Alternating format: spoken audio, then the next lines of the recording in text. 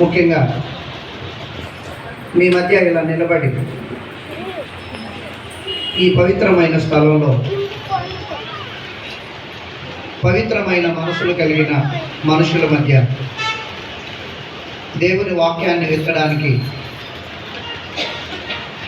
దేవదేవుడు నాకు ఇచ్చిన అవకాశాన్ని బట్టి అన్నయ్య రెవరెండ్ రేమెల్ ఆనంద్ అయ్య గారు నాకు ఇచ్చిన అవకాశాన్ని బట్టి దేవునికి అయ్యగారికి నా నిండు కృతజ్ఞతలు తెలియజేస్తూ ఉన్నాను. మన సంఘ నాయకత్వానికి కూడా నా యొక్క కృతజ్ఞతలు నేను తెలియజేస్తూ ఉన్నాను. అమ్మగారికి కూడా నా కృతజ్ఞతలు.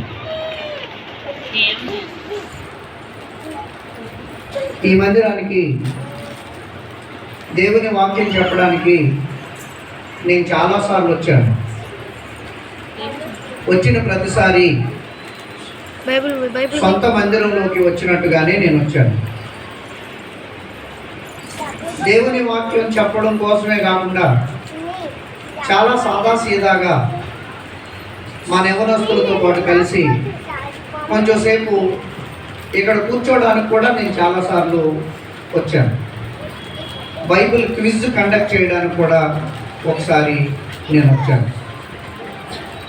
ఇలా దేవుడు నన్ను ఇన్ని రకాలుగా దీనిలో భాగస్వామిని చేసినందుకు మరోసారి దేవునికి కృతజ్ఞతలు.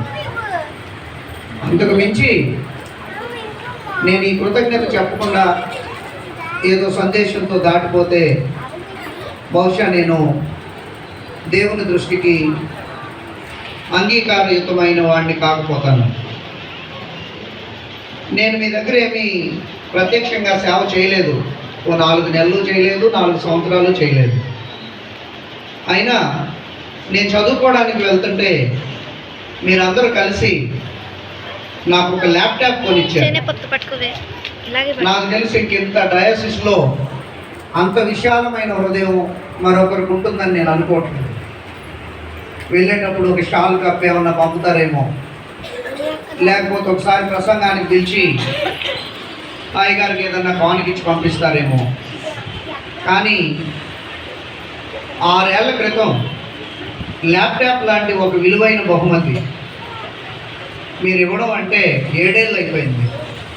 అది మీ విశాల హృదయానికి నిదర్శనం. అందును బట్టి నేను హృదయపూర్వకంగా మీకు అందరికీ నా కృతజ్ఞతలు ఈ సందర్భంగా కూడా తెలియజేస్తున్నాను. నేను యాక్చువల్గా అన్నయ్య నాకు పంపించిన మెసేజ్ చూడలేదు. ఈరోజు అంశం ఏంటో కూడా నాకు తెలియదు. నేను హిజ్కియా గురించి మీతో సంభాషించాలని నేను అనుకుంటూ వచ్చాను. కానీ అన్నయ్య ఇప్పుడు మన అంశాలు ఉన్నాయి కదా, అవి అయ్యగారు సిద్ధపడి వచ్చారు అంటే ఒకసారి గుండె కొంచెం జారిపోయింది. అయినా సరే ఆ తర్వాత నేను వాట్సాప్ ఓపెన్ చేసి ఆ అంశాన్ని చూశాను. ఆ అంశమే మీతో మాట్లాడాలని నేను అనుకుంటున్నాను. ఒక 45 నిమిషాలు మీ సమయాన్ని నేను కోరుకుంటున్నాను. నేను మధ్యలో పాడగలిగే వ్యక్తిని కాదు. మీరు కనుక ఈ 45 నిమిషాలు ఏదైనా చెప్తుంటే వినాల్సిందే. కనుక కొంచెం శ్రద్ధగా మీరు వినడానికి ప్రయత్నం చేస్తారని మీ అటెన్షన్ని మాత్రం నేను ఆశిస్తున్నాను.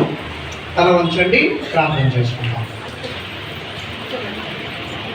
పరిశుద్ధుడు అయిన మా దేవ, ప్రేమ కలిగినటువంటి మా రక్షక,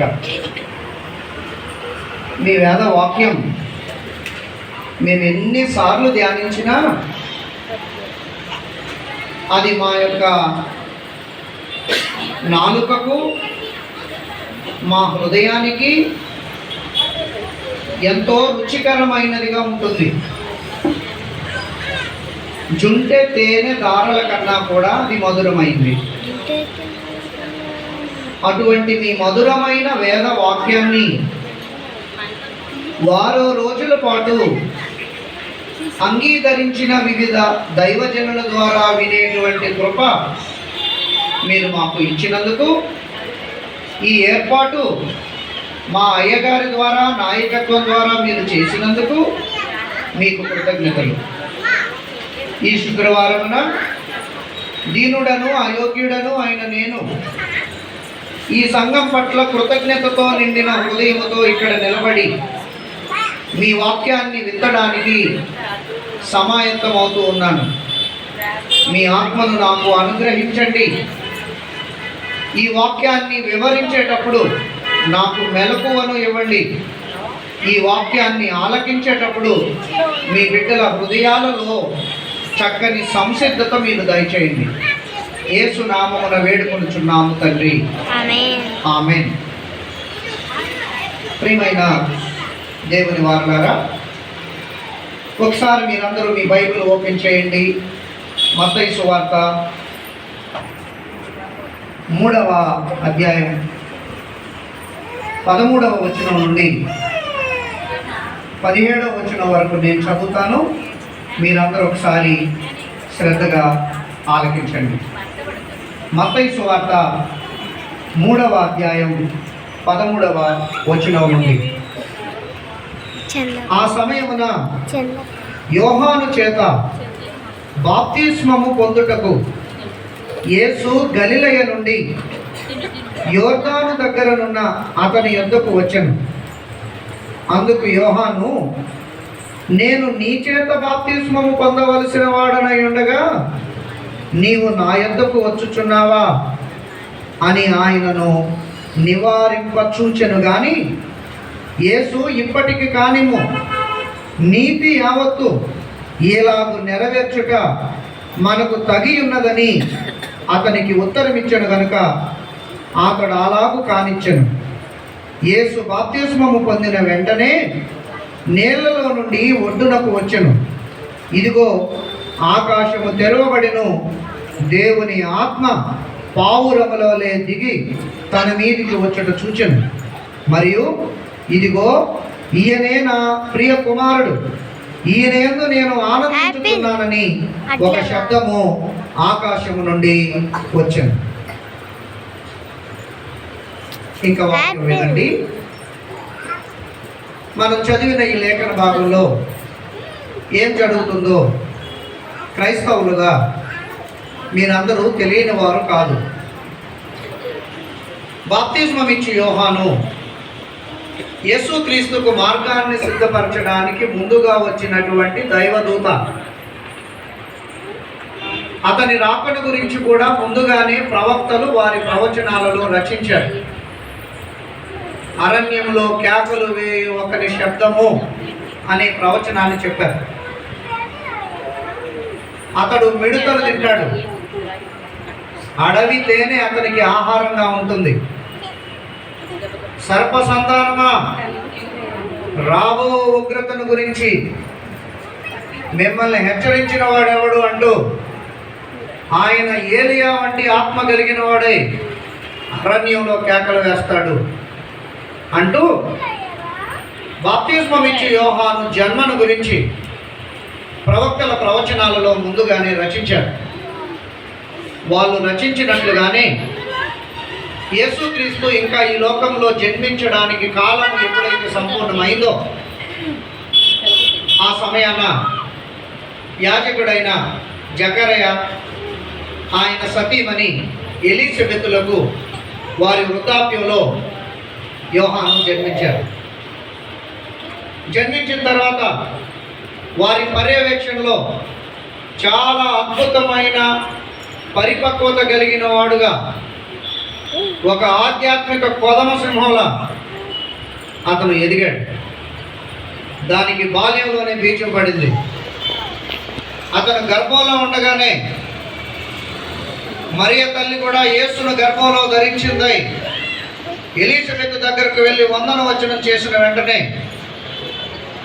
ఎలీజబెత్ గర్భంలో ఉన్నటువంటి పెండంగా ఉన్నటువంటి బాప్తిస్మం ఇచ్చి యోహాను గంతులు వేశాడు. ఇక అది మొదలు ఆయన చివరి శ్వాస విడిచే వరకు యేసుక్రీస్తు యొక్క ఔన్నత్యాన్ని ఈ ప్రపంచానికి చాటడానికి, యేసుక్రీస్తు వైపు ప్రజల యొక్క మనసులను తిప్పడానికి ఒక ఋషిలా అతను కృషి చేస్తూనే ఉన్నాడు. ఆ పరిచర్య క్రమంలో అనేకులు ఒక్కొక్కరుగా దేవుని వైపు తిరుగుతున్నారు. దేవుని వైపు తిరిగిన వారందరితో ఆయన ఒక్క మాట చెప్తున్నాడు, ఏమయ్యా, దేవుని రాజ్యం సమీపించింది, మీ పాపాలు ఒప్పుకోండి, మీరు పరిశుద్ధపరచబడండి, ఇదిగో దేవుని గొర్రెపిల్ల ఆయన వచ్చేస్తున్నాడు, మీరందరూ మీ పాపాలను ఒప్పుకొని పాప క్షమాపణ నిమిత్తం బాప్తిస్మాలు స్వీకరించండి అంటూ యోర్దాను చుట్టుపక్కల ఉన్న ప్రజానీకానికి అంతటికి ఆయన పిలిపిస్తున్నాడు. ఆ పిలుపును అందుకున్న వాళ్ళు వందలుగా వేలుగా కదిలింపబడి యోహాను దగ్గరకు వచ్చి బాప్తిస్మ సంస్కారాన్ని స్వీకరిస్తూ ఉన్నారు. కొద్ది కాలంలోనే అనేక మంది స్నేహితులు ఆయనకు ఏర్పడ్డారు, అనేక మంది శిష్యులు ఆయనకు ఏర్పడ్డారు. ఆ క్రమంలోనే అనేక మంది శత్రువులు కూడా సహజంగానే ఆయనకు ఏర్పడ్డారు. ఆయన స్నేహితులు, ఆయన శిష్యులు ఆయన్ని ఒక ప్రవక్తలాగా చూస్తూ, ఆయన అడుగులలో అడుగు వేస్తూ, ఆయన చెప్పినట్లుగా యోర్దాను నదిలో ఆయన ద్వారా బాప్తిస్మాన్ని స్వీకరిస్తూ రాబోయే మెస్సియా కొరకు తమ హృదయాలను వారు ఆయత్తపరుచుకుంటే, మరోవైపు ఆయన శత్రువులు, ప్రాముఖ్యంగా రాజ్యాధినేత హేరోదు ఆయన్ను ఎట్లా సంహరించాలా అని ప్రయత్నం చేస్తూ ఆయన ప్రయత్నాలను నిర్విరామంగా కొనసాగిస్తూనే ఉన్నాడు. ఇన్ సచ్ కాంటెక్స్ట్ ఓ అద్భుతం జరుగుతుంది, మహా అద్భుతం జరుగుతుంది. పరలోకం నుండి ఈ భూమి మీదికి నీకులాగా నాకులాగా శరీరాన్ని ధరించుకొని వచ్చిన ఆ దైవ మానవుడు యేసు అన్న నామధేయంలో ఒక్కో అడుగు వేసుకుంటూ యోర్దాను నదిని సమీపిస్తూ ఉన్నాడు. అసలే ఋషేమో, అసలే ప్రార్థనా తత్పరుడేమో బాప్తిస్మం ఇచ్చే యోహాను యొక్క శరీరం కదిలిపోతూ ఉంది. తనకు అర్థమవుతుంది ఏదో అతీతమైన శక్తి నా వైపు వస్తూ ఉంది అని. తనకు అర్థమైపోతూ ఉంది ఆ మహోన్నతుడైన యేసుదేవుడు ఆయన దగ్గరకు ఒక్కో అడుగు వేస్తూ వస్తూ ఉన్నారని. తలెత్తి చూచాడు, యేసుదేవుడు కనిపించాడు. వెంటనే యేసుదేవునితో సంభాషణ ప్రారంభిస్తూ, అయ్యా, నేను మీ దగ్గర బాప్తిస్మం తీసుకోవాల్సిన వాడనై ఉండగా మీరు నా దగ్గర బాప్తిస్మం తీసుకుంటున్నారా? లేదు, ఇట్లా జరగడానికి అస్సలు వీల్లేదు. నేను మీ చెప్పులు ఇవ్వడానికి కూడా పాత్రుడిని కాదు నాయనా, దయచేసి అట్లా వద్దు అని వారిస్తూ ఉంటే, వెంటనే యేసుదేవుడు ఆయనతో చెప్తున్నారు, ఏమయ్యా, అలా కానివ్వు, ఇలాగే జరగవలసి ఉంది, ఇప్పటికైతే నువ్వు ఇలా కానివ్వు అని చెప్తే, వెంటనే తల వంచిన బాప్తిస్మం ఇచ్చే యోహాను యేసుదేవునికి బాప్తిస్మాన్ని ఇచ్చాడు. ఆయన బాప్తిస్మం తీసుకొని ఒడ్డుకు చేరగానే ఆకాశం తెరవబడింది. ఆకాశం నుండి దేవుని ఆత్మ పావురము వలె దిగివచ్చి యేసు దేవుని పైన వాలింది. అంతేకాదు, తెరవబడిన ఆకాశం నుండి ఒక స్వరము, ఇతడు నా ప్రియ కుమారుడు అంటూ గర్జిస్తున్న ఒక స్వరం వినిపించింది. ఆ తర్వాత యేసుదేవుడు అరణ్యానికి కొనిపోబడ్డాడు. ఇది మనం చదివినటువంటి ఈ లేఖన భాగం యొక్క పూర్వ చరిత్ర మరియు లేఖన భాగంలో ఉన్నటువంటి విషయం. దీని ద్వారా ఈరోజు దేవుడు బాప్తిస్మాన్ని గూర్చినటువంటి విషయాలను మనతో మాట్లాడాలని భావిస్తున్నారు. మనతో అంటే మనందరితో కాదు. ఏ హృదయం అయితే అవును నిజమే దేవుడు ఈ రాత్రి నాతో మాట్లాడబోతూ ఉన్నాడని దేవుని వైపు తిప్పబడుతుందో, ఏ ఆత్మ అయితే అవును బాప్తిస్మాన్ని గురించి దేవుడు నాతో మాట్లాడబోతూ ఉన్నాడని ఆశతో, ఆసక్తితో, తృష్ణతో దేవుని వైపు చూస్తుందో, వాళ్ళతో అయితే ఖచ్చితంగా మాట్లాడాలని దేవుడు భావిస్తూ ఉన్నారు. మరి మీ హృదయం ఏంటో మీరే పరిశీలించుకొని, ఒకవేళ ఆ హృదయానికి యేసు దేవుని జీవితంలో జరిగిన ఈ సంఘటన ద్వారా నేర్పించబడే బాప్తిస్మాన్ని కూర్చున్న బోధ కావాలంటే ఆయన వైపు ఆసక్తితో మీరు చూడండి. బాప్తిస్మం చాలా చాలా ప్రాముఖ్యమైన ఒక క్రైస్తవ సంస్కారం. దీనిని బ్యాప్టిజియో అన్నారు గ్రీక్లో. టు క్లీన్ అని అర్థం, అంటే తెలుగులో కడగబడుట అని దీనికి ఉన్నటువంటి అర్థం. థామస్ అక్వైనస్ అని ఒక థియోలాజియన్ ఉన్నారు. ఏం పేరు ఆయన పేరు? గట్టిగా చెప్పాలి. థామస్ అక్వైనస్. మొహం పడుతున్నారంటే థామస్ అక్వైనస్. ఆయన ఏమన్నారంటే బాప్తిస్మాన్ని గురించి, బాప్తిస్మం is the door of a spiritual life and the gate way of the sacrament అన్నారు. నాతో చెప్పండి, చదువుకునే పిల్లలు కూడా ఉన్నారుగా, గట్టిగా చెప్పండి. బాప్తిస్మం is the door of spiritual life and the gate way of the sacrament. దీని భావం ఏంటంటే బాప్తిస్మం అనేది ఆధ్యాత్మిక జీవితానికి ద్వారము వంటిది అని. అంతేకాదు, ఆధ్యాత్మిక జీవితం అనేది పరలోకానికి పురద్వారం వంటిది అని. మళ్ళా నాతో చెప్పండి. బాప్తిస్మము ఆధ్యాత్మిక జీవితానికి ద్వారము వంటిది మరియు బాప్తిస్మము పరలోక రాజ్యానికి పురద్వారము వంటిది. దేవునికి స్తోత్రం. హల్లెలూయా, హల్లెలూయా, హల్లెలూయా. ఒక్కసారి బాప్తిస్మం ఉన్న వాళ్ళందరూ కూడా మనం గుండెల మీద చెయ్యి వేసుకుని దేవునికి కృతజ్ఞతలు చెప్పచ్చు. ఎందుకంటే మన ఆత్మీయతకు ద్వారమైన బాప్తిస్మంలోనికి మనం ప్రవేశించగలిగాం. ఇప్పుడు ఎవరైతే బాప్తిస్మం తీసుకోలేదో వాళ్ళు కొంచెం గుండెల మీద చెయ్యి వేసుకోవడం ఆపండి. ఆపి, దేవా నాకెందుకు ఇంకా ఈ భాగ్యం ఇవ్వలేదు నాయన. మరి ఇదిగో ఇప్పుడు ఉపవాస దినాలు రాబోతూ ఉన్నాయి.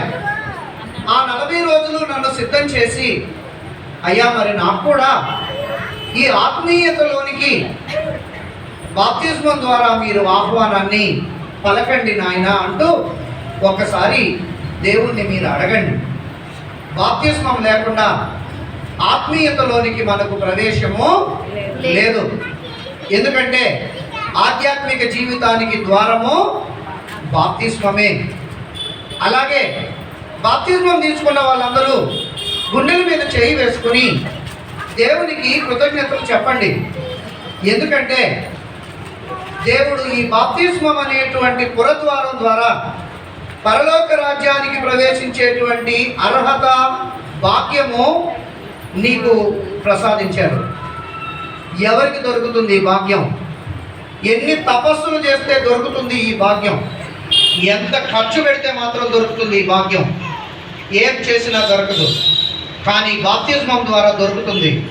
ఎందుకంటే బాప్తిస్మమే పరలోక రాజ్యానికి ముఖద్వారం లేక పుర ద్వారం. బాప్తిస్మం తీసుకునే వీళ్ళు గుండెల మీద చెయ్యి వేసుకోవడం కొద్దిగా ఆపండి. ఆపి దేవుణ్ణి అడగండి, అయ్యా మరి నేను వెళ్ళొద్దా పరలోక రాజ్యానికి? మరి నేను వెళ్ళాలంటే నాకు కూడా ముఖద్వారం బాప్తిస్మమే, నాకు కూడా పురద్వారం బాప్తిస్మమే. మరి ఆ బాప్తిస్మం లేకుండా నేను పరలోకానికి వెళ్ళలేను. మరి వెళ్ళలేనప్పుడు నా జీవితమే వ్యర్థం కదా దేవా తండ్రి. అందుకే ఈ రాత్రి నేను నిన్ను అడుగుతున్నాను, 40 రోజుల దీక్ష రాబోతూ ఉంది తండ్రి. ఆ 40 రోజుల దీక్షలో నన్ను మీరు సంసిద్ధుణ్ణి చేయండి, సంసిద్ధురాలిని చేయండి. ఆ దీక్ష కాలంలో నన్ను శారీరకంగా, మానసికంగా, ఆత్మీయంగా మీరు సిద్ధం చేసి ఆ బాప్తిస్మం అనేటువంటి ముఖద్వారం గుండా ప్రవేశించడానికి, పురద్వారం గుండా ప్రవేశించడానికి అర్హుడుగా అర్హురాలిగా తీర్చిదిద్దడానికి తండ్రి ఈ రాత్రి మీరు నా విషయంలో ఒక తీర్మానం చేసుకోండి అని దేవుని సహాయాన్ని అడగండి. స్నేహితులారా, బాప్తిస్మం మన విశ్వాసానికి ద్వారం. బాప్తిస్మం పరలోక ప్రవేశానికి ముఖ ద్వారం లేక పుర ద్వారం. బాప్తిస్మంలో ఎన్నెన్నో ఆశీర్వాదాలు ఉన్నాయి. అన్ని ఆశీర్వాదాలు చెప్పుకోవడానికి ఇది వేదిక కాదు, ఇది సమయము కాదు.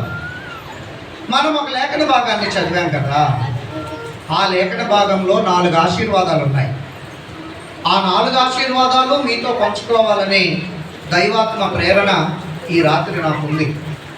ఆ 4 ఆశీర్వాదాలు మీతో నేను పంచుకుంటాను. నాతో చెప్పండి అందరూ. యాక్సెసిబిలిటీ. యాక్సెసిబిలిటీ. గట్టిగా. యాక్సెసిబిలిటీ. యాక్సెసిబిలిటీ. యాక్సెసిబిలిటీ. బాప్తిస్మంలో మనం చదివిన లేఖన భాగంలో దేవుడు మనకు చెప్తూ ఉన్న మొట్టమొదటి ఆశీర్వాదం పేరది యాక్సెసిబిలిటీ. మళ్ళీ చెప్పాలి. యాక్సెసిబిలిటీ. ఏంటి యాక్సెసిబిలిటీ అంటే? ఇప్పుడు అన్నయ్య నన్ను ఇన్వైట్ చేయలేదు అనుకోండి, నాకు ఇక్కడికి వచ్చే యాక్సెస్ ఉందా? లేదు కదా. మీ ఇంటికి మీరు నన్ను ఆహ్వానించలేదు అనుకోండి, మీ ఇంటికి వచ్చే అర్హత నాకుందా? లేదు. అవకాశం నాకుందా? లేదు కదా. This is called accessibility. ఒక యాక్సెస్ ఉండాలి, ఒక అర్హత ఉండాలి. అర్హత లేకుండా ప్రవేశించేటువంటి అవకాశము లేదు. బాప్తిస్మంలో మనకు దొరికేటువంటి మొట్టమొదటి ఆశీర్వాదం పేరు యాక్సెసిబిలిటీ. ఒక అర్హత మనకు దొరుకుతుంది. దేనికి మనకు అర్హత దొరుకుతుంది? ఒకసారి ఇలా పట్టుకున్నాం. దేనికి మనకు అర్హత దొరుకుతుందో మనం చూసే ప్రయత్నం చేద్దాం. ఒక వాక్యం మనందరికీ తెలుసు. ఒక్కసారి అక్కడికి వెళ్దాం. యెషయా గ్రంథం 59వ అధ్యాయం 2వ వచనం అందరికీ తెలుసు, చదవండి. మీ పాపములు ఆయన ముఖమును మీకు మరుగుపరిచెను కనుక ఆయన ఆలకింపకున్నాడు. You do not have access with God because of your sins అన్నది దీని యొక్క అర్థం. దేవునిలో మీకు యాక్సెస్ లేదు. ఆయన ముఖమును మీకు మరుగు చేసి ఉన్నాడు. ఆయన ముఖమును మీకు మరుగు చేయడమే కాదు, ఆయన మిమ్మల్ని రక్షించాలనుకుని ఆయన చేయి చాపుతున్నాడు, కానీ ఆయన మిమ్మల్ని రక్షించలేకపోతున్నాడు. నిజానికి ఆయన చేయి కురుచు చేయి కాదు, ఆయన చెవులు మందం కలిగిన చెవులు కాదు, కానీ ఆయన చేతులు ఏం చేయలేకపోతున్నాయి, ఆయన చెవులు వినలేకపోతున్నాయి, ఆయన ముఖం కూడా మీకు కనిపించలేకపోతుంది. ఆ యాక్సెసిబిలిటీ మీకు దొరకడం లేదు. మీరు పరిగెత్తుకొని దేవుని దగ్గరికి వెళ్తున్నారు, కానీ ఆయన ముఖం మీకు కనిపించట్లేదు. మీరు అంగలారుస్తూ దేవునికి ప్రార్థన చేస్తున్నారు, కానీ ఒక్క మాట కూడా ఆయనకి వినిపించడం లేదు. దేవాన్ని దక్షిణ హస్తాన్ని చాచి నన్ను నా కుటుంబాన్ని రక్షించండి రక్షించండి అని అర్రులు చాస్తూ మీరు కేకలు వేస్తున్నారు, అయినా కూడా ఏం ఉపయోగం ఉండడం లేదు. ఏంటి దానికి కారణం? దేవుడు శక్తిహీనుడు అయిపోయాడా? అది కారణమా? కాదు కాదు. దేవుని దక్షిణ హస్తం చాపలేకపోతున్నాడా? అది కారణం అందామా? అది కూడా కాదు. దేవుని చెవులు ఏమైనా మందగించాయా? అది కారణం అందామా? అది కూడా కాదు. దేవుని ముఖము యొక్క తేజస్సు 1000 సూర్యుల తేజస్సు కంటే ఎక్కువైన తేజస్సు కలిగిందని వాక్యంలో భక్తులు చెప్పారు. వాళ్ళు చెప్పింది అబద్ధం అందామా? అది కూడా కాదు. మరి ఏంటి కారణం? ఏంటి కారణం అంటే మీరు దేవునికి వ్యతిరేకంగా పాపం చేశారు. మీ పాపములు ఆయనకును మీకును మధ్య అడ్డుగా వచ్చుచున్నవి. This is the reason behind we do not have accessibility to reach God. మరి ఎట్లా ఇప్పుడు దేవుని సహాయం లేకుండా మనం ఒక్క అడుగు కూడా ముందుకు వేయలేం. దేవుడు దక్షిణ హస్తాన్ని చాచకపోతే ఎవరిని విరిందుమా అని ఇటు అటు తిరుగులాడుతూ ఉన్న అపవాదు నుండి మనల్ని ఎవరు కాపాడేది? దేవుని యొక్క సహాయం లేకపోతే మనం పోరాడున్నది శరీరులతో కాదు, అంధకార సంబంధము దురాత్మల సమూహంతో పోరాడుతున్నాము అని వాక్యం చెప్తూ ఉండగా ఆ దురాత్మల సమూహంతో మనం ఎట్లా పోరాడగలుగుతాం? తప్పనిసరిగా దేవుని సహాయం మనకి కావాలి. గొలియాతు ఎదురుగా ఉంటే దావీదు అన్నాడు, నిజమే సౌలు, నేను మొయ్యలేకపోతున్నాను ఇవన్నీ, నిజమే అన్నలారా మీరు అనేది, నేనైతే యుద్ధం చేయలేను అతనితో, కానీ నాకు ఒక విశ్వాసం ఉంది, ఏంటంటే యుద్ధము యెహోవాదే అని ఆయన అన్నాడు. మరి మనం కూడా ఇప్పుడు అనాలి, యుద్ధము యెహోవాదే. అందరూ నాతో చెప్పండి, యుద్ధము యుద్ధము యుద్ధము. బాగుంది, నేను కూడా అంటాను, కానీ దేవుడు అంటున్నాడు you do not have access అని. మీకు ఆ యాక్సెసిబిలిటీ లేదు. ఎందుకు లేదు దేవా? మీ ముఖములు మీకును నాకును అడ్డుగా వచ్చి ఉన్నవి మీ పాపములు అని దేవుడు చెప్తున్నాడు. మరి ఎట్లా దేవా, ఇప్పుడు ఏం చేయాలో మీరు నాకు చెప్పండి అని మనం అడిగితే అప్పుడు దేవుడు ఏం చెప్తారంటే, ముందు ఆ పాపాలు మీ నుండి పోవాలి. ఆ పాపాలు మీ నుండి పోతే మరలా మీకు నాకు మధ్య ఆ యాక్సెసిబిలిటీ అనేది కుదురుతుంది. మీరు నా దగ్గరికి రాగలరు, నేను మీ దగ్గరికి రాగలుగుతాను. నేను మీకు చెయ్యి చాపగలను, మీరు నాకు చెయ్యి చాపగలుగుతారు. నేను మీ మాటలు వినగలను, మీరు నా మాటలు వినగలుగుతారు. అయితే కండిషన్ ఏంటంటే ఆ పాపం ఖచ్చితంగా పోవాలి అని. ఎట్లా పోతుంది దేవా? ఎలా పోతుంది ఆ పాపం అంటే దేవుడు ఏం చెప్తున్నారో ఒక్కసారి మనం యెషయా గ్రంథం 1వ అధ్యాయం దగ్గరికి వెళ్దాం. 18వ వచనం నుండి యెహోవా ఈ మాట సెలవిచ్చుచున్నాడు, రండి మన వివాదము తీర్చుకొందుము. మీ పాపములు రక్తము వలె ఎర్రనివైనను అవి హిమము వలె తెల్లబడును, కెంపు వలె ఎర్రనివైనను అవి గొర్రె బొచ్చు వలె తెల్లనివగును. మీరు సమ్మతించి నా మాట వినిన ఎడల మీరు భూమి యొక్క మంచి పదార్థములు అనుభవించెదరు.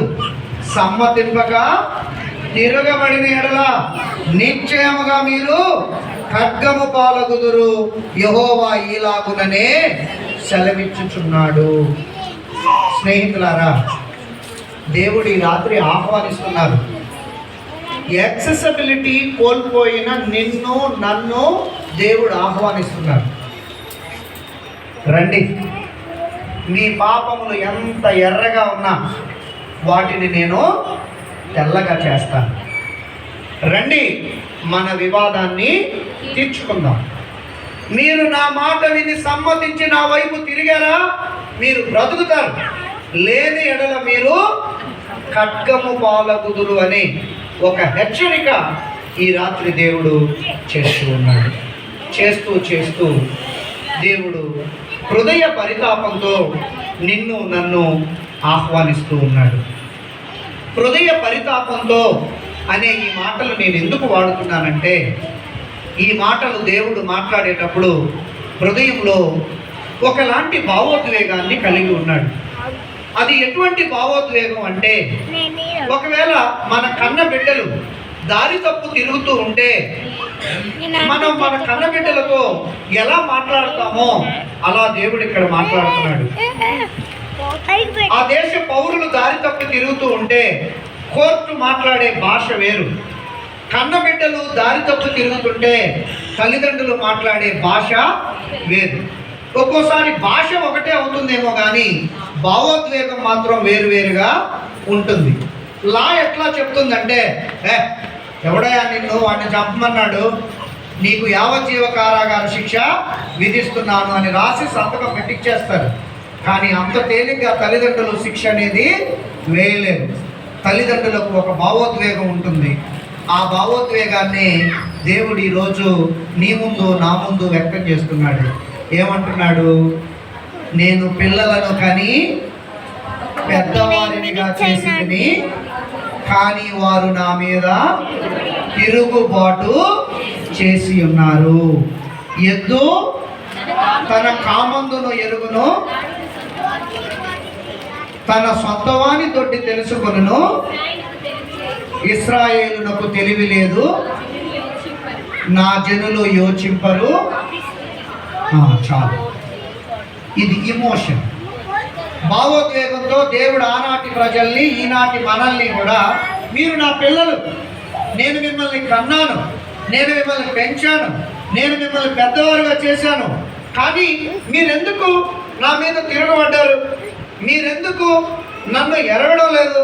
ఎద్దు కూడా తన కామందు ఎరుగుతుంది. నాకు దూరంగా ఎంతకాలం మీరు ప్రయాణం చేస్తారు? నాకు వ్యతిరేకంగా ఎన్ని పాపాలు మీ జీవితంలో మీరు చేస్తారు? నన్ను ఎంత అవమానిస్తున్నారో మీకు తెలుసా? మిమ్మల్ని బట్టే కదా అన్య జనులలో నా నామము అవమానం పాలవుతుంది. రండి అమ్మా, రండి, నేను మిమ్మల్ని ఆహ్వానిస్తున్నాను.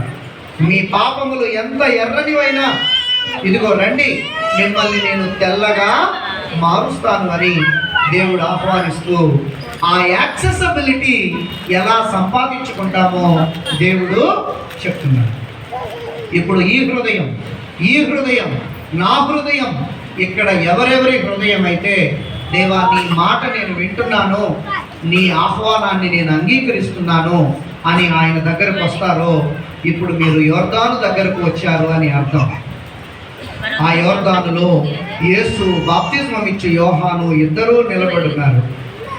ఇద్దరూ నిలబడి ఉన్న ఆ యోర్దాను దగ్గరకు నీవు నిజంగా నీ హృదయంలో పరితాపము, పశ్చాత్తాపము కలిగిన దానవై, అవును నా దేవునిలో నేను కోల్పోయిన యాక్సెసిబిలిటీ మళ్ళీ నాకు కావాలి అని ఆశతో, ఆసక్తితో నువ్వు వస్తే, ఇదిగో ఒక పెద్ద పాస్టర్ లాగా, ఒక చిన్న పాస్టర్ లాగా ఆ ప్రధాన యాజకుడికి మార్గాన్ని సిద్ధం చేయడానికి వచ్చిన బాప్తిస్మం ఇచ్చే యోహాను ఇదిగో ఈ యోర్దానులో నిలబడి ఉన్నారు. ఈ యోర్దాను దగ్గరకు నువ్వు హృదయము నలిగి వస్తే, విరిగి నలిగిన హృదయంతో నువ్వు వస్తే, ఇదిగో అమ్మా, ఈ రాత్రి దేవుడు నీ పాపాలు కడగడానికి, నీతో ఉన్న వివాదాన్ని కొట్టివేయడానికి, మరలా నీకు యాక్సెసిబిలిటీని ఇవ్వడానికి ఆయన సంసిద్ధుడుగా ఉన్నాడు. దేవునికి స్తోత్రం. హల్లెలూయా, హల్లెలూయా. దానికి సాదృశ్యంగానే ఈరోజు మనం చదివినటువంటి ఈ లేఖన భాగంలో యేసయ్య వచ్చి నీకు, నాకు, మనందరికీ ప్రతినిధిగా, ఆయన ఏ పాపము చేయకపోయినా నీ పాపాన్ని, నా పాపాన్ని, మనందరి పాపాలను ఆయన భుజం మీద వేసుకుని ఆయన యోర్దాను దగ్గర ఉన్న బాప్తిస్మం ఇచ్చే యోహాను దగ్గరికి వెళ్ళి ఆ యోర్దానులో మునిగి పైకి లేవగానే ఇదిగో అప్పుడు పరలోక రాజ్యము తెరవబడుతూ ఉంది. దేవునికి స్తోత్రం. హల్లెలూయా. మానవాళికి దేవునికి మధ్య మానవాళి చేసినటువంటి పాపాలను బట్టి మరుగుపరచబడినటువంటి దేవుని ముఖము ఎప్పుడైతే బాప్తిస్మ సంస్కారం అనేది జరుగుతుందో అప్పుడు తెరవబడి మానవాళి వైపుగా ప్రకాశిస్తూ ఉంది. This is called accessibility. దేవునికి స్తోత్రం. హల్లెలూయా, హల్లెలూయా. అందుకే బాప్తిస్మంలోని మొట్టమొదటి ఆశీర్వాదం యాక్సెసిబిలిటీ అని మీ అందరితో నేను ఈ రాత్రి చెప్పగలుగుతూ ఉన్నాను. రండి, విరిగి నలిగిన మనసుతో యోర్దాను దగ్గరకు. ఆ యోర్దాను అతి పరిశుద్ధ స్థలమేనని మనం నమ్ముదాం. విరిగి నలిగిన మనసుతో అక్కడికి వచ్చి, నీ ముఖం నాకు మరుగుపరచబడింది దేవా, నీ దక్షిణ హస్తం నన్ను తాకలేకపోతుంది దేవా, నా మొరలు నీ యొద్దకు చేరడం లేదు దేవా, ఎందుకు అనుకున్నాను తండ్రి, యాక్సెసిబిలిటీ మిస్ అయిపోయిందా తండ్రి, ఎందుకు అనుకున్నాను నాయన, నా పాపములు నీకు నాకు మధ్య అడ్డుగా వచ్చాయా దేవా. అయ్యా, నాకు ప్రతినిధిగా యోర్దానులో నువ్వు బాప్తిస్మం తీసుకున్నప్పుడు పరలోకం తెరవబడిన పరలోకం నుండి దేవుని ముఖ ప్రకాశత ఈ ప్రపంచం మీదకి ఎలా విరచిమ్మిందో అలా ఈ రాత్రి నాయన నా కొరకు మీ పరలోకాన్ని మరలా తెరవండి. మరుగుపరచబడిన నీ ముఖాన్ని ఇదిగో నా మీద ప్రకాశింప చేయండి, నా కుటుంబం మీద ప్రకాశింప చేయండి, నా సంఘం మీద ప్రకాశింప చేయండి. ఈ యాక్సెసిబిలిటీని నాకు మీరు ఇవ్వండి. నేను బాప్తిస్మం తీసుకున్నాను అంతకు ముందు, అయినా కూడా మళ్ళా నేను పాపం చేస్తూ వచ్చాను. ఇప్పుడు నీ ముఖము నాకు మరుగుపరచబడింది, మళ్ళీ ఇప్పుడేం చేయమంటారు దేవా, మళ్ళీ నీళ్ళల్లో మునగమంటారా అని నువ్వు అడిగితే దేవుడు నాతో చెప్తున్నాడు, వద్దమ్మా, ఒక్కసారి భర్తతో తాళి కట్టించుకుంటే చాలు, ఇంకా నువ్వు భార్య అయిపోయావు. తర్వాత చాలాసార్లు నీ కోపం వచ్చి నీ పుట్టింటికి వెళ్ళిపోయావు. లేకపోతే నువ్వు నీ పుట్టింటికి వెళ్ళిపోకపోతే నువ్వు ఇంకా కొద్ది గడ్డికి ఎక్కువ కోపపడితే మీ ఆయన అయినా వాళ్ళ పుట్టింటికి వెళ్ళిపోయాడు. ఇప్పుడు రెండూ జరుగుతున్నాయి. ఏం జరిగినా కూడా మళ్ళీ ఎవరో పెద్దవాళ్ళు సర్ది చెప్పారనుకోండి, సర్ది చెప్పిన తర్వాత మీరిద్దరు మళ్ళీ కలిసిపోయారనుకోండి, కలిసిపోతామా? కలుసుకున్న ప్రతిసారి తాళి కట్టుకుంటావా? కట్టుకోవాలా? కట్టుకోకూడదు కదా. ఒక్కసారే తాళి కట్టేది, పెళ్ళి అయిపోయింది. సరే, గ్రహపాటో నీ పొరపాటో అటు పొరపాటో నీ కోరికలు తీర్చలేకపోయాడు, ఆయన కొంచెం కోరికలు నువ్వు తీర్చలేకపోయాడు, కారణం ఏదన్నా కానివ్వండి, మీ ఇంటికి మీరు ఆయన ఇంటికి ఆయన వెళ్ళాడు. ఏదో సమయానికి తప్పు తెలుసుకుని దగ్గరికి వచ్చాక ఇకప్పుడు మీరు తాళి కట్టుకోవాల్సింది ఇద్దరి హృదయాలలోనే కానీ మెడలో మాత్రము కాదు. అలాగే బాప్తిస్మం కూడా నీకు యాక్సెసిబిలిటీ ఈ రాత్రి దేవునితో కావాలంటే నువ్వు మళ్ళా నీళ్ళల్లో మునగాల్సిన అవసరం లేదు. ఒకసారి అయిపోయింది దేవునితో, కానీ నువ్వు దేవునికి దూరం అయ్యావు, ఏమన్నా కారణాలు కావచ్చు. కానీ ఇప్పుడు తెలుసుకుని దేవునికి దగ్గర రావాలంటే నీ హృదయంలో బాప్తిస్మ అనుభవం జరిగితే సరిపోతుంది. దేవా, నన్ను బాగుగా కడుగు అని దేవుడిని నువ్వు అడిగితే దేవుడు నిన్ను కడుగుతాడు. ఆయన పవిత్ర రక్తంలో ఆయన మరలా నిన్ను తన దగ్గరకు చేర్చుకుంటాడు. దానికి సాదృశ్యంగానే యేసు బాప్తిస్మం తీసుకోగానే పరలోకము తెరవబడుతుంది. అందుకే అంటున్నాను, బాప్తిస్మంలో ఉన్న మొట్టమొదటి ఆశీర్వాదం పేరేంటి? యాక్సెసిబిలిటీ. మళ్ళీ చెప్పాలి. ఓకే, ఒకసారి మత్తయి 3:16 చదవండి. యేసు బాప్తిస్మము పొందిన వెంటనే నీళ్లలో నుండి ఒడ్డునకు వచ్చెను, ఇదిగో ఆకాశము తెరవబడెను. చాలండి, దేవునికి స్తోత్రం, హల్లెలూయా. ఇప్పుడు మీరందరూ నాతో చెప్పండి, నేను నా పేరు చెప్తాను, మీరందరూ మీ పేరు చెప్పుకోండి. జోజీ, మీ పేరు మీరు. జోజీ బాప్తిస్మము పొందిన వెంటనే నీళ్లలో నుండి ఒడ్డునకు వచ్చెను, ఇదిగో ఆకాశము తెరవబడెను. దేవునికి స్తోత్రం.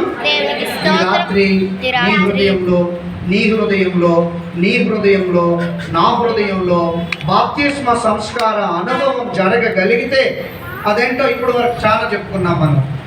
దేవుడు చెప్తున్నాడు, ఆకాశము నీ కోసం నా కోసం తెరవబడుతుంది. సరే, బాప్తిస్మంలో ఉన్న రెండవ ఆశీర్వాదం పేరు ఇప్పుడు మీతో నేను చెప్తాను, ఒకసారి మీరు నాతో చెప్పండి. అనాయింట్మెంట్. మొట్టమొదటిది ఏంటి? యాక్సెసిబిలిటీ. రెండోది ఏంటి? అనాయింట్మెంట్ అంటే అభిషేకం. అభిషేకం మొదటిది అర్హత, యాక్సెసిబిలిటీ అంటే అర్హత. రెండవది అనాయింట్మెంట్ అంటే అభిషేకం.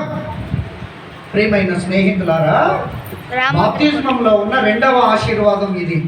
ఏం జరుగుతుంది? మత్తయి 3:16 రెండవ భాగంలో, ఇదిగో ఆకాశము తెరవబడెను, దేవుని ఆత్మ పావురము వలె దిగి తన మీదికి వచ్చుట చూచెను. దేవునికి స్తోత్రం, హల్లెలూయా. ఏం జరిగింది బాప్తిస్మం తీసుకోగానే? ఆకాశం తెరవబడింది. యాక్సెసిబిలిటీ. తెరవబడిన ఆకాశం నుండి ఏం జరుగుతుంది? దేవుని ఆత్మ పావురము వలె దిగి వచ్చి ఆయన మీద వాలుతుంది. ప్రియ స్నేహితులారా, పౌలు చాలా గొప్పవారు. కొత్త నిబంధన వేదాంతంలో ఆయన మించిన వారు లేరు. ఆయన ఒక మాట చెప్పాడు, మీ దేహమే దేవుని ఆలయమని మీరు ఎరుగరా అని ఆయన అన్నాడు. అంటే ఏంటి? ఎప్పుడైతే మీరు బాప్తిస్మం తీసుకుంటున్నారో అప్పుడు మీ దేహము దేవుని ఆలయముగా మార్చబడుతుంది. దేవుని ఆలయంగా మార్చబడిన తర్వాత మరి దేవుని ఆలయంలో ఎవరుంటారు? దేవుడే ఉంటాడు. మీ అందరికీ గుర్తుందో లేదో, ఒకరోజు దేవునికి దావీదుకు మధ్య సంభాషణ జరుగుతుంది. మళ్ళా అదే సంభాషణ దేవునికి సొలొమోనుకు మధ్య జరుగుతుంది. ఏంటి ఈ సంభాషణ? దావీదు ఏమంటాడంటే, ఒక్క వరం దేవా, ఏం కావాలయ్యా బాబు, ఒక్కటే వరం దేవా, చెప్పవా ఏంటి? ఒక్కటే వరం దేవా, మీరేమంటారో భయం వేస్తుంది. లేదా బాబు అడుగు. ఏం లేదు దేవా, నీ ఆలయంలో నా జీవితకాలం అంతా నేను నివసించాలని కోరుకుంటున్నాను. ఉండవయ్యా, ఉండు. లేదు లేదు, నువ్వు అడిగినవన్నీ నేను చేశాను, కానీ ఈ ఒక్కటి మాత్రం చేసే ఉద్దేశం నాకు లేదు అంటే గుండె పగిలిపోయింది ఆయనకి. అదేంటి దేవా అంటున్నారు అంటే దేవుడు చెప్పాడు, లేదులే, నీ చేతులు రక్తంతో తడిచిపోయాయి. నేను అలా అని నీ ప్రార్థన నేను కొట్టేయడం లేదు, నీ కుమారుడితో నేను కట్టించుకుంటాను. అయితే కూడా ఒక మాట దావీదు, మనుషుల హస్తకృత్యములలో మీరు నన్ను బంధించగలుగుతారా అని అంటే, అమ్మమ్మ అట్లా కాదు దేవా, మీరు ఈ గుడారంలో ఉండడం ఏంటి, నేనేమో ఈ బంగళాలో ఉండడం ఏమిటి, అట్లా నాకు అస్సలు బాగలేదు, మీరు కూడా బంగళాలో ఉండాల్సిందే అని దేవుడిని ఒప్పించాడు. మళ్ళీ తర్వాత సొలొమోనుకి దేవుడికి కూడా ఈ సంభాషణ జరిగింది. అప్పుడు సొలొమోను దావీదుతో దేవుడు మాట్లాడిన మాటలనే రిపీట్ చేశాడు. అప్పుడు ఆయన కూడా అంటాడు, అయ్యా, ఒకరోజు మీరు అన్నారు మనుషుల హస్తకృత్యాలలో దేవుడు నివసింపడు అని, కానీ నాయన నా ప్రార్థన ఆలకించండి. మేము కన్నీరు కార్చేటప్పుడు మా మొరలు వినడానికి, మేము పశ్చాత్తాపపడినప్పుడు మమ్మల్ని క్షమించడానికి, మేము యుద్ధానికి వెళ్ళేటప్పుడు మమ్మల్ని బలపరచడానికి, నాయనా మేము కృతజ్ఞత చెప్పేటప్పుడు మా కృతజ్ఞత తండ్రి నువ్వు ఈ మందిరంలోనికి దిగి రావాలి నాయన అని మహాప్రార్థన చేస్తాడు. ఆ చర్చ్, ఆ టెంపుల్ డెడికేషన్ అప్పుడు సొలొమోను. ఆ తర్వాత చాలా సమయం తర్వాత దేవుడు అంగీకరిస్తాడు. అయ్యా, నువ్వు అడిగావు నన్ను, నీ కళ్ళు రేయింబగళ్ళు ఈ మందిరము తట్టు తెరవబడి ఉండనుగాక అని అడిగావు కదా, నేను నీకు ప్రమాణం చేస్తున్నాను, నీ మందిరంలోనికి నేను దిగి వస్తాను. అయితే నా సేవకుడైన దావీదు నడుచుకున్నట్టుగా నువ్వు నడుచుకోవాలి అని. అది మొదలండి. ఇక దేవుడు ఏ మందిరం అయితే ఆయన కొరకు ప్రతిష్ఠింపబడుతుందో ఆ ప్రతిష్ఠింపబడే మందిరంలోకి ఆయన తరతరాలుగా దిగి, ఈ మందిరంలోకి కూడా తరతరాలుగా దిగొస్తున్నాడు. ఇదిగో నిజంగా ఈ రాత్రి బాప్తిస్మము ఆ అనుభవం నీలో నాలో జరిగితే ఈ మందిరంలోకి కూడా దేవుడు దిగొస్తాడు. ఈ మందిరంలోకి కూడా దేవుడు దిగొస్తాడు. ఈ మందిరంలోకి కూడా దేవుడు దిగొస్తాడు. హృదయం అనే ప్రతి మందిరంలోకి నీలో బాప్తిస్మ అనుభవం ఈ రాత్రి జరిగితే దేవుడు దిగి రావడానికి సిద్ధంగా ఉన్నాడు. దేవునికి స్తోత్రం. Hallelujah. This is called anointment.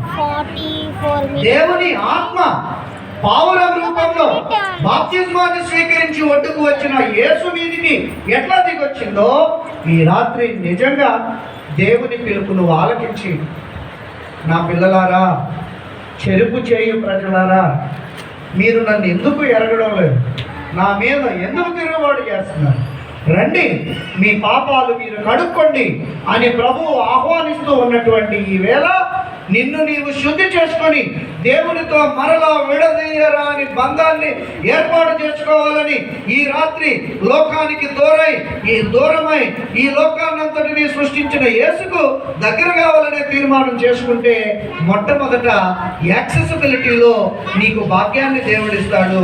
రెండోది ఆత్మాభిషేకాన్ని కూడా దేవుడు నీకు ప్రసాదిస్తాడు. దానికి సాదృశ్యంగానే నీ పాపాలు నా పాపాలు భుజం మీద వేసుకుని యేసుదేవుడు బాప్తిజమం తీసుకొని ఒడ్డుకు రాగానే పరలోకం తెరవబడింది, యాక్సెసిబిలిటీ ఏర్పడింది. తెరవబడిన పరలోకం నుండి దేవుని ఆత్మ ఆయన మీదికి దిగి వచ్చింది. దేవునికి స్తోత్రం. హల్లెలూయా, హల్లెలూయా. ఆ ఆత్మాభిషేకం నీకు కావాలంటే అక్కడక్కడ కొన్ని టెలివిజన్లో నేను చూస్తాను, అప్పుడప్పుడు బేసిన్లో నీళ్లు పట్టుకుని ఇలా చెబుతూ ఉంటారు, అభిషేకం వస్తుంది నీ మీదకి, ఈ నీళ్లు నీ మీద పడితే అభిషేకం అని. అట్లా వస్తుందో లేదో నాకు తెలీదు, నేను కామెంట్ చేయదలుచుకోలేదు. కానీ ఈ రాత్రి నిజంగా దేవుని వాక్యానికి నువ్వు లోబడి నీ హృదయాన్ని దేవుని ఆలయంగా మార్చుకోగలిగితే ఆ బాప్తిస్మ సంస్కారం క్రీస్తుతో కూడా మృతి చెందడం, క్రీస్తుతో కూడా తిరిగి లేవడం, నీ పాపాలను సమాధి చేయడం అనే అనుభవాలలోనికి నువ్వు ఈరోజు రాగలిగితే ఇదిగో నీకు ఖచ్చితంగా యాక్సెప్టబిలిటీ ఉంటుంది, నీకు ఖచ్చితంగా ఆత్మాభిషేకము ఉంటుందని మాత్రం దేవుని యొక్క అంగీకరించిన వ్యక్తిగా మీతో నేను చెప్పగలుగుతూ ఉన్నాను. ఇది రెండోది. మూడవ ఆశీర్వాదం పేరు అక్నాలెడ్జ్మెంట్. చెప్పండి, అక్నాలెడ్జ్మెంట్. రచనలు చెప్పండి, పిల్లలు నోరు తిరిగే వాళ్ళు చెప్పండి. అక్నాలెడ్జ్మెంట్ మొదటిది ఏంటి, రెండవది ఏంటి, మూడవది ఏంటి? అక్నాలెడ్జ్మెంట్. అక్నాలెడ్జ్మెంట్ ఏంటి? ఎప్పుడన్నా మనం పోస్ట్ ఆఫీస్కి వెళ్ళి రిజిస్టర్ పోస్ట్ చేసామనుకోండి, దాని వెనక ఒక చిన్న స్లిప్ ఉంటుంది. ఆ ఉత్తరం అందుకున్నవాడు నాకు అందింది అని చెప్పి మళ్ళీ దీంట్లో సంతకం పెడితే ఆ చిన్న స్లిప్ మనకు వస్తుంది. అది అక్నాలెడ్జ్మెంట్ అనమాట. అంటే అందింది, మాకు అందింది, నీకు నాకు అందింది అని చెప్పడం, అందింది మీకు నాకు అని మరలా రెస్పాండ్ అవ్వడం, అది అక్నాలెడ్జ్మెంట్. ఆ అక్నాలెడ్జ్మెంట్ గురించి మనం మాట్లాడుకుంటున్నాం. మొదటి యాక్సెసిబిలిటీ. బాప్తిస్మంలోని రెండవ ఆశీర్వాదం అనాయింట్మెంట్, బాప్తిస్మంలోని మూడవ ఆశీర్వాదం అక్నాలెడ్జ్మెంట్. ఏం జరుగుతుంది యేసయ్య ఒడ్డుకు రాగానే? ఒకటి, ఆకాశం తెరవబడింది. రెండోది, పరిశుద్ధాత్మ పావురం లాగా దిగొచ్చింది. మూడోది ఏంటి అమ్మా? మీకు తెలుసు అసలు వాక్యం? నేను ఒకసారి క్విజ్ పెట్టడానికి వచ్చాను అన్నాను కదా, అప్పుడు ఇంకా చిన్నోండగా నేను బాగా కోపం ఉంది మీ కుర్రాల మీద. కోపం అంటే ఇష్టంతో కూడిన కోపం. ఏంటి వీళ్ళు బాగా రాస్తారు అంటున్నాడు అయ్యగారు ఎగ్జాము, అసలు నేనేంటో వీళ్ళకి చూపించాలని అసలు నేను కూడా చాలా కష్టంగా రాసుకొచ్చా ఎగ్జామ్. కానీ 50 ప్రశ్నలకి 50 ప్రశ్నలు చెప్పేశారు. ఓరు బాబు వీళ్ళు సామాన్యులు కాదనుకున్నాడు అప్పుడు నేను. చెప్పండి మరి, వాక్యం బాగా వచ్చు కదా మీకు. మూడోది ఏం జరుగుతుంది? దేవుని స్వరము వినబడుతుంది. మొదటి ఏంటి? ఆకాశం తెరవబడుతుందండి. రెండోది, పావురం లాగా ఆత్మ దిగొచ్చిందండి. మూడోది, అక్కడ ఏముందో ఆ వాక్యం మీరందరూ ఒక్కసారి చెప్పండి. ఈయన నా ప్రియ కుమారుడు, ఈయన యందు నేను ఆనందించుచున్నాను.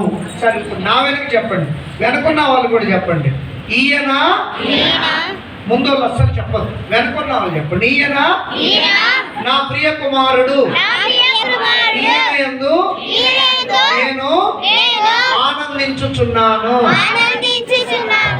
This is called acknowledgement. అవును, లోక మానవాళి పాపాలంతటిని తీసుకొని వచ్చి యోర్దానులో డంప్ చేసేసి, యోర్దాను నుండి ఆయన పవిత్రుడై పసిపిల్లవాని వంటి దేహం కలిగిన వాడుగా ఒకరోజు నయమాను ఎట్లా లేచాడో ఈ లోకాన్ని అంతటిని పాపరహితమైన లోకంగా చేయడానికి పవిత్రుడైన యేసు ఒడ్డుకు వచ్చాడు. ఐ అక్నాలెడ్జ్, నేను ఆయన చూశాను. అంతేకాదు, ఒడ్డుకు వచ్చినటువంటి యేసు మీదికి నా దైవాత్మను నేను దించాను. 2, అంతేకాదు ఈ రెండు ఎప్పుడైతే జరిగాయో పరలోక ప్రవేశం దొరికింది, ఆత్మ అభిషేకము దొరికింది.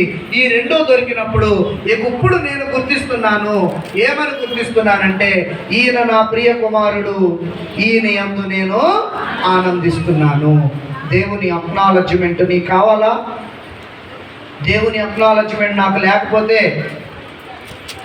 నా అంగి ఎంత బాగా తెల్లగా ఉన్నా అది నాకు ఉపయోగం లేదు. దేవుని అక్నాలెడ్జ్మెంట్ మీకు లేకపోతే మీరు ఎన్ని సంవత్సరాలు క్రైస్తవ్యం చేసినా ఉపయోగము లేదు.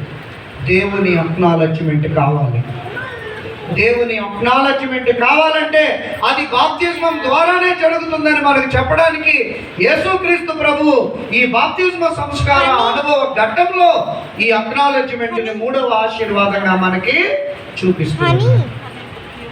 ఈ రాత్రి నీలో ఈ సంస్కార అనుభవం జరిగితే బహుశా దేవుడు నీతో నాతో అంటాడు, ఈమె నా ప్రియ కుమార్తె, ఈమె యందు నేను ఆనందించుచున్నాను. ఈయన నా ప్రియ కుమారుడు, ఈయన యందు నేను ఆనందించుచున్నాను.